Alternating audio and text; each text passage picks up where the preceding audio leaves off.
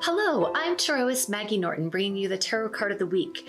This week, we have the Queen of Swords. Now, when the Queen of Swords comes to play, she picks up her sword of truth and she can stand by what she knows. Not what she believes, but what she knows is her truth.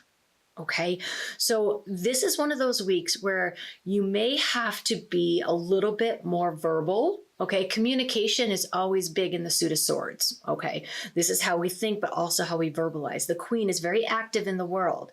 So you may be putting your ideas and your concepts and your beliefs out into the world. They may challenge others. What's most important is that you stand by your own truth. So don't expect any bull caca from others. Okay, you might be like, I'm not buying what you're selling. Okay, it might be one of those weeks where you have to speak up and say those things.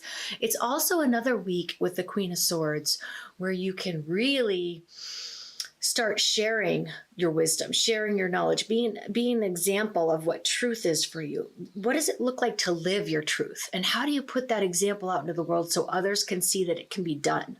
We all have amazing spiritual concepts and realizations, but how do we put it on for size and share it and expose it and communicate that with the world? That's your job this week. When the Queen of Swords shows up as a tarot card of the week, that's your job, is to expose your belief system to the world, not impose, but expose. If it's not wanted, you don't say anything. But if you have an open door, why not share? Okay, it can be one of those things that can really benefit the people around you to see that it's possible to believe in something different and to learn how to express it and be confident in saying, no, this is who I am. This is what I believe. So it's one of those weeks where you're really going to feel like you have to be pulled out into the world and it's going to be beneficial. Now, on your personal self-help development, because I'm all about that, I want you to think about challenging your own dogma. Okay, the old conditioning.